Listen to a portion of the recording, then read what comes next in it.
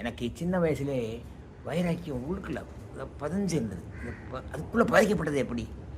வைராக்கியம் உள்ள அது ஒரு விதை மாதிரி உள்ளே தோண்டி பதிச்சு வச்ச மாதிரி அந்த வைராக்கியம் வளர்ந்து வந்து இன்றைக்கி எனக்கு ரொம்ப ஸ்ட்ரென்த்து கொடுக்குது. எப்படின்னா சர்க்கஸ் போவேன் சின்ன வயசு. சர்க்கஸில் அவங்க என்னென்ன சாகசம் பண்ணுறாங்க, எப்படி எப்படி இதெல்லாம் செய்கிறாங்க, எவ்வளோ பெரிய அதெல்லாம் கூட்டுக்குள்ளே பைக்கில் சுற்றி வர்றது, அவள் பைக்கில் பறந்து இங்கேருந்து அங்கே இந்த பிரிட்ஜிலேருந்து அந்த பிரிட்ஜுக்கு போகிறது, அப்புறம் வந்து கம்பி மேலே நடக்கிறது, இதெல்லாம் பார்த்து ரொம்ப ஆச்சரியம். இது எல்லாவற்றையும் விட இந்த தீய ஜந்துக்கள் இருக்கும் இல்லையா, அது விலங்குகள், சிங்கம், புலி மற்றும் பாம்பு இவற்றோடு பழகிட்டு இருப்பாங்க சர்க்கஸில். அதோடு ஒன்றை கையில் பாம்பு பிடிச்சி இப்படி கழுத்தை சுற்றுவாங்க, வைப்பாங்க, போடுவாங்க. ஒரு காமராஜர் ஹாலில் மவுண்ட் ரோடில் ஒரு பாம்போட ஒருத்தர் 2 பாம்பு பெரிய மலைப்பாம்பு மேலே போட்டுட்டு வளர்ந்து ஆடினாரு. அதெல்லாம் எல்லாம் வேடிக்கையாக நான் பார்க்கல, அது முக்கியமான விஷயம். எல்லாமே ஒரு அச்சீவ்மெண்ட்.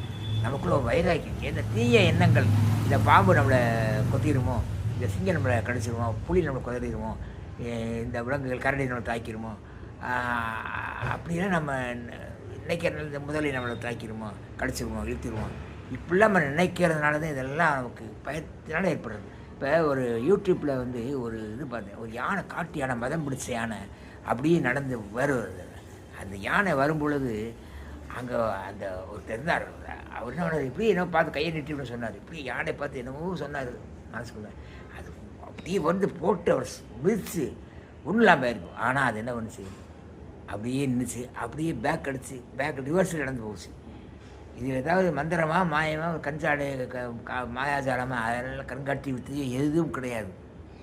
மந்திர சக்தி மனதுக்குள்ளே வைராக்கியமான ஒரு எண்ணம். அப்போ எனக்கு மந்திரமும் கிடையாது, ஒன்றும் கிடையாது.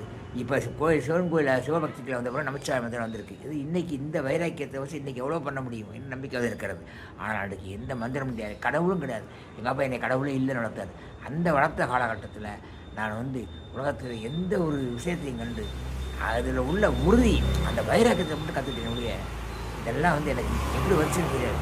ஏன்னா அங்கே அந்த கடவுள் பக்கம் போல், கடவுள் உண்டுன்னு பக்கம் போல், கடவுள் இல்லைன்னு பக்கம் போல் ஏதோ நடக்குது. இது ஏதோ வைராக்கியம் இருக்குது, ஒரு உறுதி இருக்குது. அந்த உறுதி என்ன என்று யோசித்த பொழுது எனக்குள்ள அந்த உறுதியை பழக்கப்பட்டுச்சு.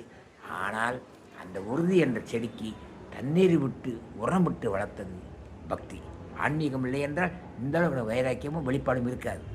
நீங்கள் ஆன்மீகத்துக்குள்ளே வாங்க, நல்ல விஷயம். ஆன்மீகத்துக்குள்ளே மனுஷனாக பிறந்த ஒவ்வொருத்தரும் ஆன்மீகத்துக்குள்ளே வந்தாகணும். இந்த கருத்து லைக் பண்ணு, சப்ஸ்கிரைப் பண்ணு, ஷேர் பண்ணு.